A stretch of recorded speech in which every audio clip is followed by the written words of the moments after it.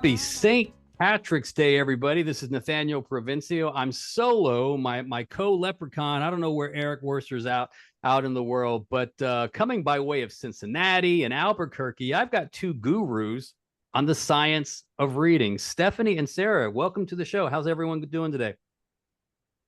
Great, thank you. Doing great, Awesome. thanks. Awesome. So it turns out that I'm almost as much Irish as I am Hispanic. So I can celebrate St. Patrick's Day and Cinco de Mayo with equal enthusiasm. So that's me. Stephanie, what about you? You got a little Irish in you? What's Stephanie Stollar?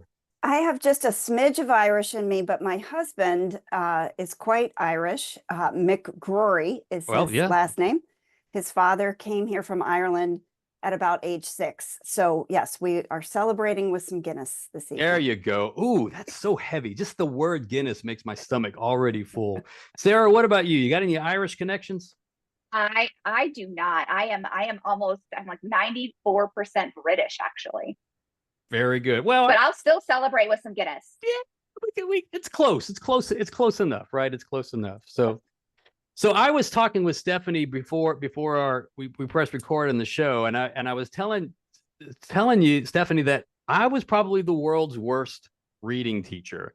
And as I'm looking back now, I'm like, first day as a third grade teacher, I get something called a basal, right? And it was a Houghton Mifflin basal, and it had like the stories, and it had like you would read the stories, and then there would be the questions, and then there would be like a vocabulary thing at the side. And man, I held on to that HQIM at the time in the early 2000s, right? 2001. Like that was my reading Bible. And then we started to do something called balanced literacy, right? And then we heard about Lucy Calkins, and we were all drinking the Calkins Kool-Aid, and then had the Daily Five, and I had centers all over the place, right? So I had the one center, which was the Read to Self Center, which really was just kids just going through the books and like throwing them at each other. So that was that center. And then I had the Rainbow Writing Center, which was kids were just writing the cuss words in different colors over and over. So that was one of my centers. And then I had the Tech Center, which in 2001 was a big deal, which the computers never worked, right? And so that was just a disaster.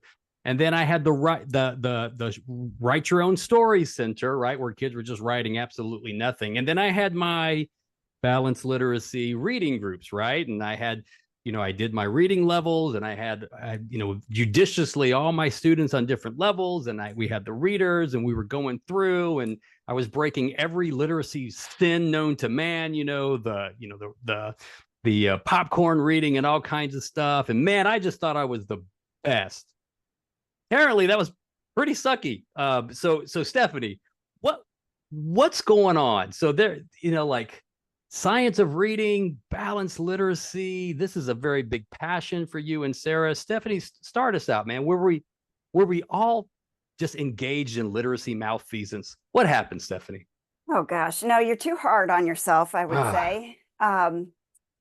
But it's hard to really look back on that and really determine exactly what the root cause of going astray there, what we can attribute that to, because some people who should have known better didn't, and were providing guidance to you as a classroom teacher that wasn't getting results for your students, and we're still sort of,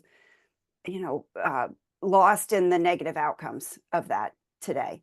Not that everything that you described was incorrect or harmful in any way, but there were some missteps, I think, along the way. One of the things that really stands out to me in what you described as your setup there in your classroom, well, two things come to mind. One is the expectation that you had, and those materials you were using, what was baked into them as an assumption was that students could actually read.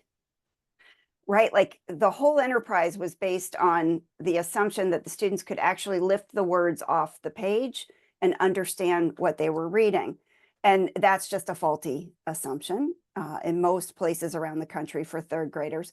And the second thing that stands out to me is all the time that students were spending on their own right? So there was a lot of their ELA block where they were with a partner or a small group or on their own, all the missed opportunities for you as the teacher to direct their learning. So those are just a couple of reactions. Yeah. And then Sarah, like, I remember as a new teacher just being so frustrated why I couldn't like get these kids to read. And so I would be like, well, I'm doing my tier 1 instruction. I don't even know if it was called tier 1 at the time. It was just, I was doing my general instruction and I'm magic, right? Because I'm the teacher. So I must be magical. So it must not be me. It must be these kids. Maybe there's some kind of learning deficit that's going on. And then, you know what, like little Timmy and, you know, little Sarah and little Jose, look, I tried to teach them. I did my best.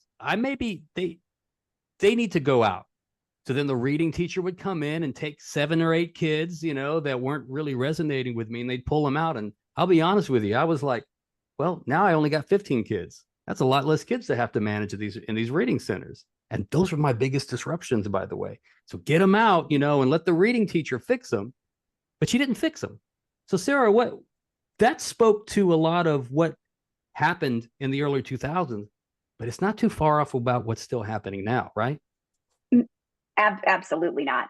You know, I think what balanced literacy gets right is that it's really focused on the outcome, right? That we want, the goal of reading is to comprehend what we read, and we want all kids to love to read and understand how amazing, right, books are, and get lost in books.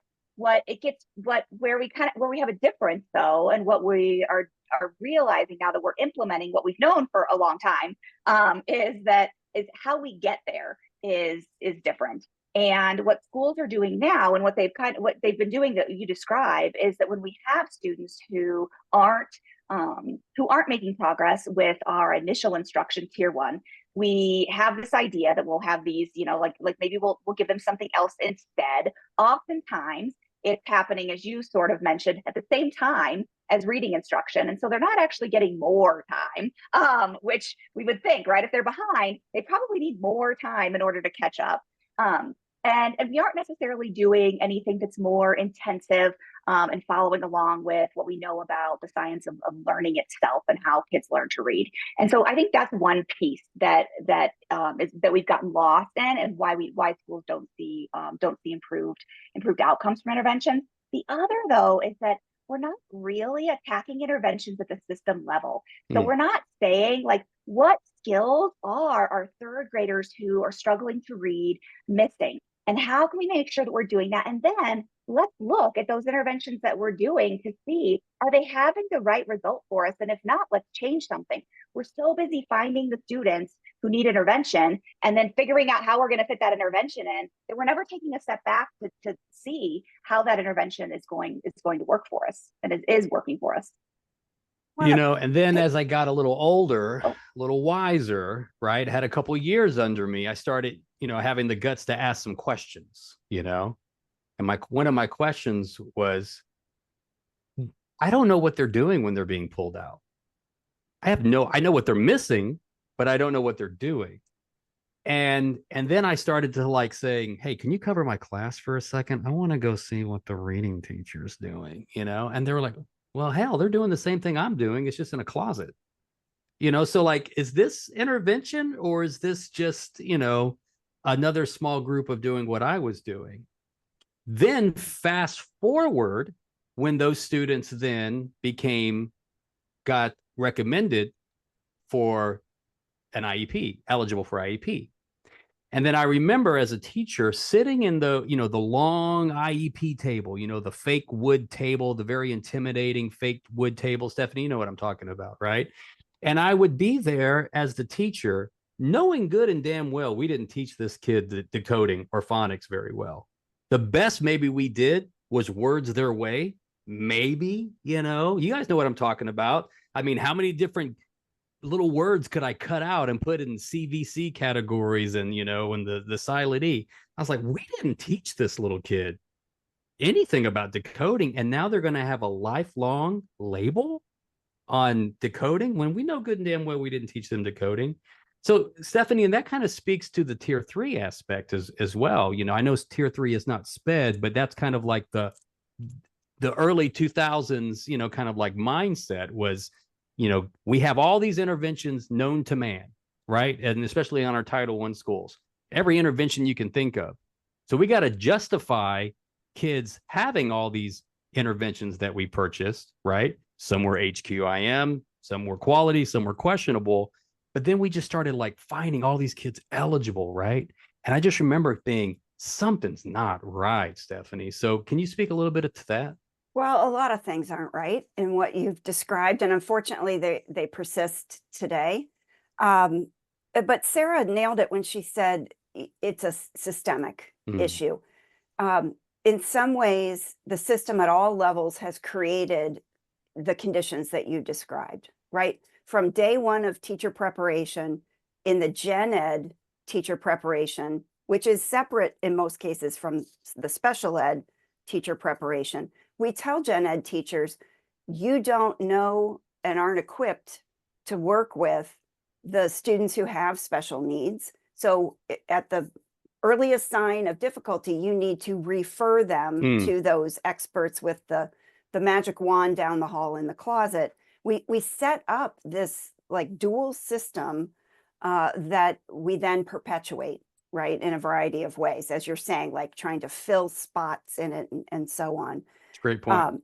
And we just don't equip, we haven't until recently started to equip general education teachers with the vast body of evidence about how reading develops, what can go wrong in that process, how do we prevent reading difficulties, how do we intervene when students are struggling, how do we set up our schools as systems that will maximize outcomes for every single student and not have to have this like overwhelming flood of students who are getting intervention. There's a couple of missteps we're still making, I would say, in our current application of the science of reading, but I think we're at least getting better in recognizing what's the knowledge and what are the tools that general education teachers need to be able to actually teach reading.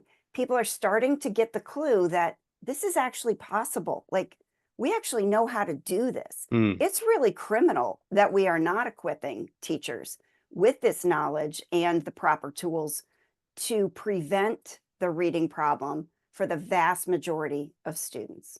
So I don't know if you have reactions to that. Oh yeah, Sarah, what are your thoughts? I agree with you, Stephanie. And when you think about the tiers, right, we're sort of talking about those M.T.S.S tiers that we think about. And most people have seen that M.T.S.S pyramid, right? That has tier 1 at the bottom, then tier 2 and tier 3. Many schools will talk about how we have an upside down pyramid, meaning that we have a lot of students who need intervention. The pyramid itself was actually never intended to be about students. It's intended to be about the resources in your school. And so as we talk about, like what are interventions, what is really intensive, individualized interventions at tier 3, which I would say also includes special education resources and others, right? But not only, but includes that. We're really talking about as we move up and as students need tier 1 and tier 2, or tier 1 and tier 3, and sometimes tier 1, tier 2, tier 3, as they need those resources, really what we're talking about is more intensity of instruction and more individualization of instruction. So the more intense and individualized it gets, that's when you see yourself progressing through tiers. It's not that a different tier is a different instructional program or a different set of curriculum or a different classroom. It really is how intense is our instruction and how individualized is it. So Sarah, with that, as I work with schools and across America, right? That is a very sometimes challenging mindset for teachers because they're overwhelmed. I get it. I was overwhelmed as a teacher for 6 years. I was constantly overwhelmed. And yeah, it would be great to have some kids leave my classroom for a period. And then there's the kind of professional trust that whatever they're getting is just magical, right? And when they come back, it's just like they're as confused as a feather in a whirlwind because they miss everything. And like, where is my professional responsibility to do that? I wasn't trained. I wasn't trained. I would have been better served, Sarah, to have the reading specialist co-teach with me in the classroom so I could actually see what was going on if it were different so that I could actually learn from that. But there are some huge practical, pragmatic measures that constantly get in the way. I think that no teacher should ever work in isolation. I think that we need to bring teachers into the classrooms. I want my reading coach to work with kids side beside me. But Stephanie, I hear this all the time. Well, I'm the reading coach. I'm not allowed to work with kids. Oh, okay. And then I hear this. Well, I'm the interventionist. I'm not supposed to be in the classroom because the union contract says as otherwise. Or, the teacher down the hall who's a fantastic teacher, they can't do intervention because their contract says if they do intervention, they're doing double duty and they got to get paid. So there's all these BS kind of like parameters that it just puts up these silos for helping these kids. And I always get so frustrated. Team, you guys know this, when we hear, oh, we're going to make decisions that's best for kids. No, we don't. We make decisions all the time as the convenience of the adults. So Stephanie, help me. Let's attack that. What are your thoughts on that? Well, so one of the reasons the M.T.S.S model was first conceptualized is for bringing together these previously separate and sometimes still separate systems, gen ed and special ed.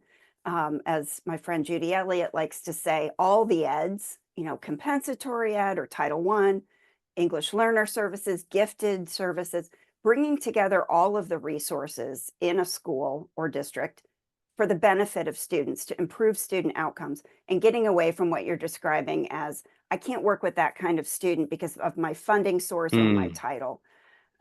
So taking that big picture view is really what's going to be required. And we have some things working against us right now in this science of reading movement that are concerning to me. Things like legislation at the state level that are reinforcing what Sarah was talking about.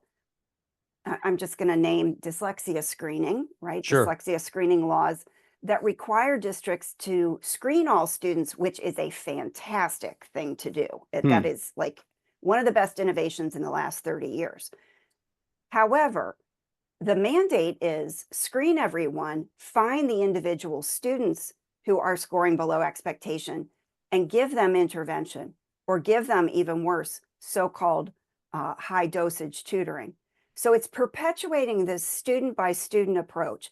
Teachers are overwhelmed, as you described, because as a nation, we have too many students who can't read. We are not providing that preventative approach, preparing teachers to deliver effective reading instruction from the very beginning in kindergarten.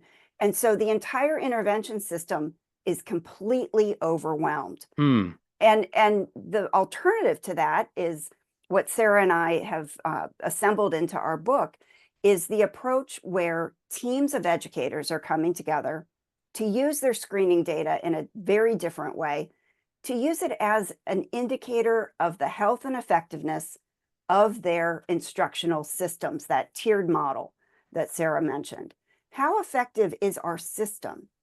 How well are we as the adults in the system creating the conditions for every student to become a skilled learner? Not putting the blame on the student, but taking the responsibility ourselves to create the systems, not out of some like random binder off the shelf, but recognizing our local context. What are the needs of our students? Screening data will tell you that. What are our local resources? What are our local challenges? Like every school, has limitations. Putting those things together with what's in the research to get it right with the first way we teach, and not have to do all this retrofitting, all of this like reteaching, intervention, but to get it right the first time. So that's our mission. Yeah, Sarah. I'm really resonating with what you're talking about, with hearing what we're hearing from teachers and how teachers are overwhelmed. And we hear, I can't do this because this is my contract and I can't do this, right?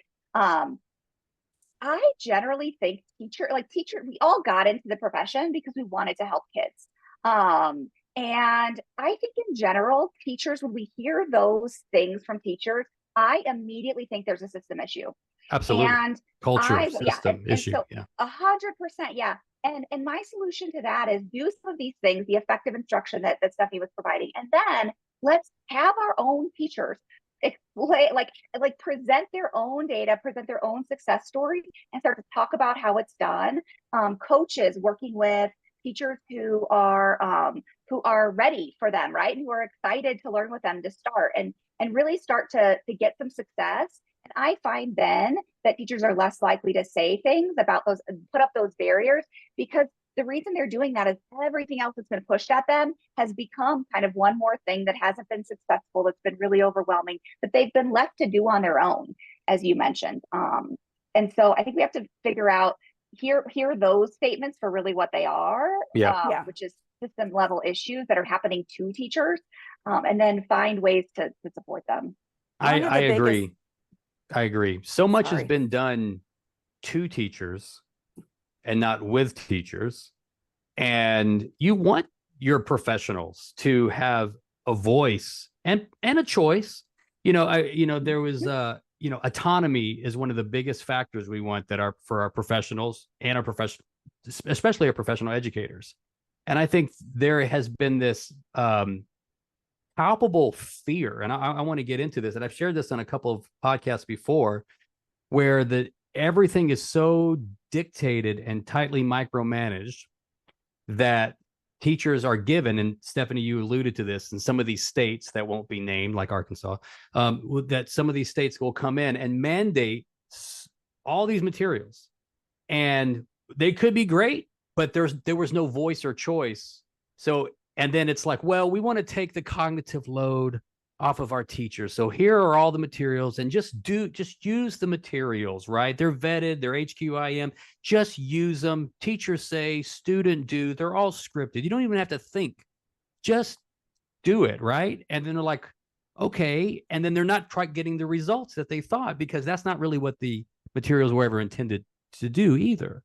So you hear this like onslaught, and I hear it all the time. You got to use the HQIM. I get it. Right? I get it. But I will never, ever, ever replace a professional teacher with stuff. My staff always came before stuff. And because stuff is going to change all the time, right? As soon as we think it's great research now, evidence-based, there's going to be better evidence in 5 years from now. That's how just life is. So I want to talk a little bit about this, Stephanie, because there's so much good resources out there. Is the curriculum the rule or the tool, or are the teachers the rule? I'm curious what your thoughts are with that. How do we leverage the curriculum, which are good, but still not use them to kind of like abdicate our professionalism away? So I'm curious what your thoughts are. Yeah, well, I probably lean towards the teacher is the rule, maybe to a fault. But there's some blending of a knowledgeable teacher and effective programs. The problem that I'm observing right now is this term HQIM is undefined, and people mistakenly think it means evidence-based, and that is not true. So I like to say that these lists that states are creating, you must choose from this, constrained list, are like getting out over your skis. Do you know this term and this position? It's called a scorpion. If you like lean forward too far on your skis, downhill skis, your legs, your skis will come over your head. It's a very horrible. You don't want this. I want scorpion. this. No, you don't want this. And I feel like that's what's happened in this arena of HQIM is we've gotten ahead of where the research is. We've gotten ahead of where the materials are. And we're creating this fantasy that if you just implement these so-called high quality programs with fidelity as they're designed, that you'll get better results. There's no evidence of that. No evidence. There's absolutely no evidence. And in some cases, some of the things that make these lists actually don't even have the content or the instructional design baked into them to have a hope of being effective. So here these district administrators think they're doing what they're supposed to do by choosing off of the list. Lots of money is spent. They're providing hopefully professional development and coaching to teachers who are diligently following in line and implementing these things. And oh gosh, what a surprise, now kids aren't reading any better. And I feel like this is really putting our science of reading movement at great risk. So I'm very concerned about this right now. Sarah, I remember as a principal being in a auditorium in the district, This was, oh, geez, I don't know, 15 years ago, maybe 20 years. I don't know. It was a long time ago. And I remember all of these vendors, Mhm. had their snake oil and had their silver bullets, and they were gonna. We had a huge district, so it was like 100 principals and their leadership teams were all in this big auditorium, and everyone would come up and say, just use this tier 1, tier 2 intervention, and it's on the What Works clearinghouse, and it's evidence, or they didn't say evidence based back then. Every freaking thing was research, right? Everything was research based. And you have $100,000. Everyone magically, here's your Title I magic monopoly money. You got $100,000. Go forth and buy programs. And this is what I was alluding to before, is that it was like the Oprah Winfrey intervention holiday special. It was like, you get an intervention, Sarah, you get an intervention. Everyone in the school gets an intervention, and we had to justify it. And every one of those vendors worked for publishers, every single one. And they all used the word fidelity. Every single one. And they made you feel bad. I mean, no one can really make you feel anyway, but you know what I mean? But they would be like, if it doesn't work, it's because you didn't use it with fidelity. So I've got this fidelity hangover. So when I hear that word, I get cringy. I got like pedagogical PTSD. I start twitching. And I agree with The you, F word. Stephanie. Yeah, it's like, it's crazy. So Sarah, add a little bit of insight with this. Yeah. What does work? If I had to buy one program or one thing to get the most bang for the buck, Sarah, where do I go? Well, like every school psychologist since the history of time, I'm going to say it depends. But I have a bit of a different take, I think, about this fidelity construct and I don't think I actually have a different take than Stephanie and maybe you. By the end of it, we'll see. Yeah. But so here's. So I work with a lot of schools, 19 different states. I've been in the past year, and I don't actually find teachers who lots of them have HQIM, which I agree with all of what Stephanie said about that. And I have yet to find one who's using the program with fidelity. And so what I find is, and when I have conversations with teachers, a lot of my job is to meet with coaches, meet with interventionists, and to look at their data and have conversations with them about what they could potentially intensify next. And when I ask questions like, which parts of the lesson are you using? What I hear is, well, I use this part, but instead of this one part, I like this other activity that I used to do. Or instead of this, I actually found something on Teachers Pay Teachers that I really like that I use, right? So I don't know that we have a crisis where, and maybe I'm wrong. I hope that the listeners are like write in and say like no, actually I've been using these programs exactly as the script says, right? Sure. I don't find that we have this crisis of people like of teachers being turned into robots who are reading scripts from programs. And I meet with a lot of teachers in schools and school leaders who've taken really intensive training about the science of reading in the past several years, and they have no idea how the parts of their lessons in these programs align with the science of reading. When they do, then all day long, I want teachers to be the rule and to write and to be able to do that. And I think we have to do a much better job of that. I think that's a huge need that we have that's not being implemented very, very well right now. But if I know as a teacher, here are the parts of my program that are focused on teaching phonemic awareness for the first time, like specific phonemic awareness skills for the first time. Here are the parts that are focused on phonics practice. Then I can see, hey, I've got these kiddos who don't seem to remember the phonics skills from the day before. So I'm actually going to do a second dose of this part of the program later in the day for them. Or I'm going to intensify this part by doing a more intensive instructional tactic, like instructional routine, right? Teachers can absolutely be doing that all day long. And I'm not sure that that's what I hear from most teachers because they haven't been given that support. They're just kind of given these new materials.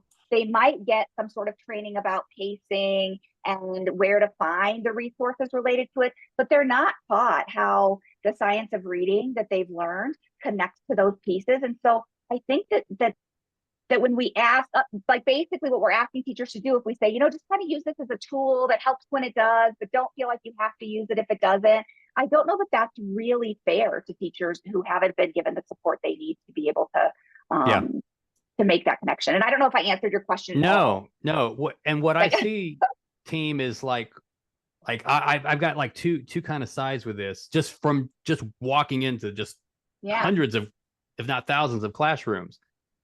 Like in some states, in some districts, there is now just hear me out, a palpable fear of the curriculum cops and the pacing police when they come in and they say, Stephanie, you need to be on lesson 72. And I don't know why you're on lesson 71. You're going way too slow. Can you, and I'm like, well, that's insane. Like, that's called life. But there are district curriculum facilitators whose job is to mandate fidelity. I've seen it. It's not an urban legend. I wouldn't say it's pervasive, but even if there is a thought that someone catches you not doing something, even if there's a thought, real or perceived, that's creating kind of like not a very psychological safe environment. Yeah. And that's what I want, is that teams, whether you are, if we're all, maybe we're lucky that we're all professionally certified teachers, right? It would be great if we're on that team and we're going to say, here's our science of reading resources.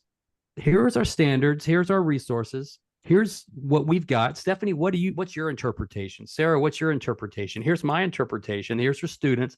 Let's make sure we, just like any good carpenter's got to use a set tool to build the house. Let's make sure we understand how to do that. And we're going to have more integrity to our craft than just fidelity to stuff. Now, maybe Stephanie is a first-year teacher who doesn't have that.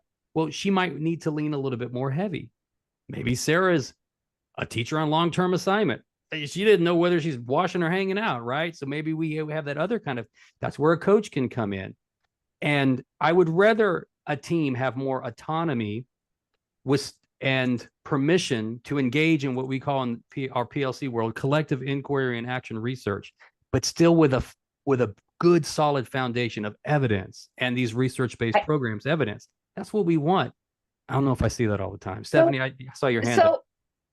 Go ahead, Sarah. Go ahead, Sarah. Just very quickly.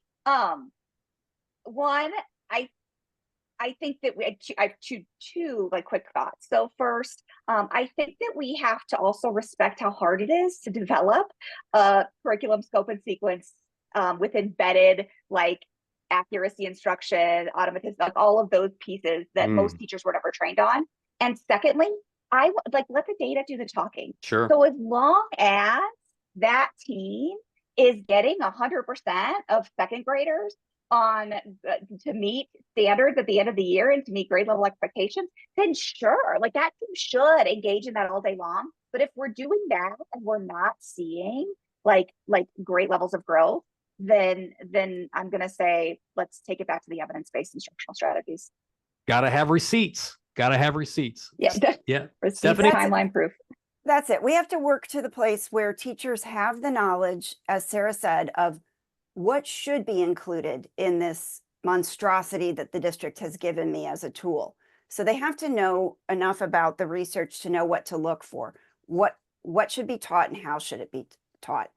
And they have to know how to bring that together with the needs of their students. They have to understand the assessments about their students, and they have to bring those things together. That's really the art of teaching that we want to support. That's the high level, sophisticated level of professionalism that we want to support all teachers to experience. So that's the goal that I think we're working towards. And instead of curriculum cops, right? Like these are the conversations that we should be leading, right? We should be leading, like curriculum cops should be replaced with the people who are joining the PLCs and engaging in those conversations about how to meet the needs of all students and which tools are going to do that and which instructional strategies. Like, come in, sit with us. It's not helpful. Let's just figure it out. And even if that's not the intention, for a lot of our poor teachers, it's the perception. And I think that fear, I've been learning a lot about like Amy Edmondson and psychological safety and, Maslow's work in our classrooms. a lot of our teachers are already do not feel safe, do not, and if you don't feel safe, you can't have that kind of cognitive demand to have those conversations. So then you're just like, just tell me what to use. So, and then that's not the point either, right? That's not the point either. Right. You guys wrote, I mean, so this Agreed. book, I can't wait to get my hands on it. And I'm just curious, like how you guys came together. Two different kind of like parts of the world. Cincinnati, where you do like put weird stuff in your chili. Chicago, where you put like weird things on your hot dogs. You know what I mean? And Albuquerque, who actually New Mexico has the best Mexican food in the universe. Absolutely. How'd you guys get together? Sarah, tell me a little bit how you guys got together and write this book. So Stephanie and I, what I would say, run in similar like collegial circles. And so I was recently consulting full time and had this book in me because what I saw were schools, teachers, frankly, and interventionists and coaches who were really burned out because they were being the champion of M.T.S.S. and they were getting to a place where they felt like they couldn't take their systems any further. And so Stephanie and I know Stephanie's work. I have a lot of respect for her Reading Science Academy, where she supports reading specialists and coaches and interventionists. And so we were talking about these issues and decided that that we need a book that's focused on system level improvement as schools are trying to improve reading outcomes by implementing the science of reading and then doing that through multi-tiered system of support. Stephanie, Wow. What's your perspective? That's awesome. And I know that Sarah, I have promoted her first book, Effective Universal Instruction, since the day it came out, maybe even before it was published, because that's where I see the power is in Tier 1 or universal instruction. And I had been experiencing the fact that people were seeing the science of reading and MTSS separately, or not even thinking about MTSS in the conversation about Sure. the science of reading. The science of reading was becoming this random act of improvement, series of events, or it was being just very limited to just learn about the 5 essential skills, phonemic awareness, phonics, and so on. And I knew for 30 years that all of the kinds of barriers and situations we've been talking about in this conversation were the realities in every school. And the way that you surface and move through those barriers and challenges and realities is through teams in MTSS. So it had been like swirling around in my mind. I want to bring together MTSS and the science of reading and show people how they can use the research to improve the systems that are surrounding classroom teachers and individual students. So when Sarah approached me about writing a book, I was like, yes, absolutely. I have no time. I should not be saying yes, but yes, because she had so much experience. I knew we were lined up. I knew that, and we did have so much agreement about what we wanted to include in the book that honestly, sometimes I would look at some of the text and I would think, did I write that or did Sarah write that? Oh, that's great. Yeah. That's great. Yeah. On our first meeting, when I met with Stephanie to ask her if she wanted to write the book, we started off and I said, how are you doing? She's like, I'm trying to get better at saying no. And I said, well, feel free to say no to this, but I'm going to ask you if you want to do something with me. That's true. You did. I'm still failing at saying no, but in the best possible ways, because I've had such great opportunities, like the chance to write this with you. That's awesome. All right, guys, we're going to try to fix the world in 5 minutes. You ready? We're going to fix the world in 5 minutes. And Stephanie, I'm going to start with you. All right. We've got teachers out there listening to this. It's their first year teacher, right? Or they're graduating and they're getting ready. They said no to real estate jobs. They said no to other jobs, and they said their lifelong dream was to be a teacher, right? And they're getting ready to go to that school. And we all know that literacy is like the most important, right? The most important. Let's fix the world in 5 minutes. What would you say to that principal? We're not even going to talk to the new teacher. We're going to talk to the principal. What would you say to that principal in order to have them support not only their new teachers, but teachers that are going to be new to this endeavor so that they can get this right? Solid MTSS, solid foundation with literacy. Stephanie, you start us off. Sarah, you round us out. How do we help that principal? Yeah, so this is not a quick if this was a quick and easy fix, we would have already done it, right? So Sure. I think we have to just get that out of the way. Um, I would encourage building principals to listen to their teachers and to understand that their role is to get the barriers out of the way for that teacher to be effective with the students in their classroom. It's one of the most important findings in the research is that that interaction between teacher and student in the classroom, thousands of interactions every single day, Mm. is the most important ingredient in academic and behavioral outcomes. So I think the principal's job is to get the conditions right around that teacher. New teacher, veteran teacher, everybody in between, the principal needs to listen, ask questions, and listen to that teacher. Don't leave them on their own. Don't make assumptions. Don't roll your eyes if they come to you with basic, kinds of needs or whatever. Listen to them and work together with the staff to get that interaction right, that instructional interaction between the teacher and their students. Hey, that's a great start. That's a great start. Sarah, you get to finish it off now. I would also suggest that the principal identify, know that this is make a year-long plan and preferably even more than a year, but let's come back and set the next year after the first year. Give the teachers the tools that they need to do the work, give them time to meet as a team. And not only that, but efficient and effective time. So just time isn't enough.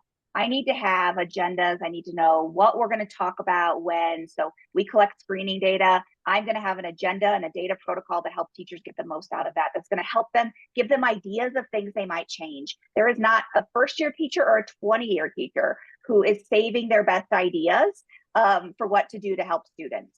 And so we need to provide teachers with teams and then support to be able to use that time well, to be able to feel like they're growing. And then, don't forget celebrations. So as we see success and as we see data with individual students, with groups of students making really great growth, we need to highlight that. We need to highlight it a lot.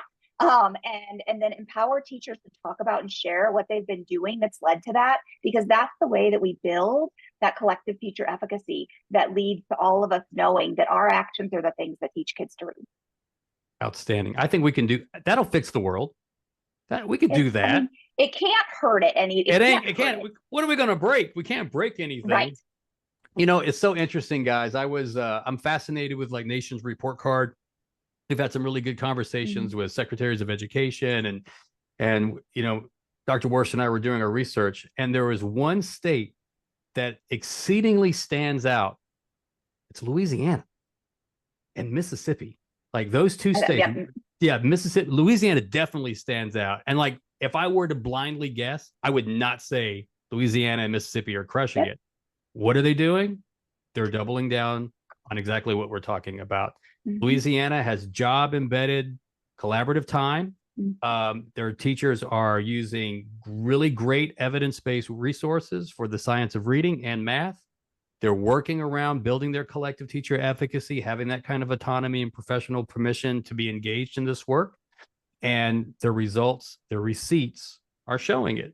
So we could hey, look, gumbo's great, but raised literacy scores is a hell of a lot better. So tell you what, I got to get that Secretary of Ed from Louisiana on the show and talk about that. So Stephanie, real quick, you've got some good resources where our listeners can find you. Sarah, you've got some excellent resources as well. So Stephanie, where can we find M.T.S.S, this new book? Where can we connect more with you and your work and your advocacy? Yeah, thanks for asking that. My website is readingscienceacademy.com, and I have lots of free resources there. You can access my M.T.S.S course there and my Reading Science Academy membership. And anybody who's working in higher ed who might be listening can become part of our group called Stars in Higher Ed, where we're supporting teacher educators. I'm all over social media, like it or not. So I have a YouTube channel. I'm on LinkedIn, Instagram, Facebook. So people can find me there as well. Are you on TikTok? I am not on TikTok. I got to get on TikTok, man. Got to get on TikTok.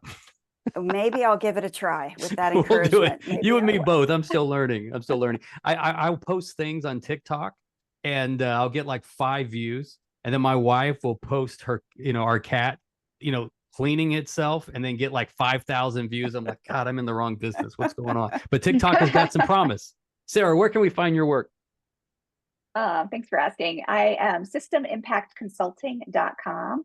I support schools in lots of ways, but one of the most exciting ways and ways I enjoy the most is through my M.T.S.S Data Academy, where I support schools. So entire schools, typically leaders and coaches and interventionists attend regular sessions on M.T.S.S, the science of reading, and then a lot of just drop-in data coaching.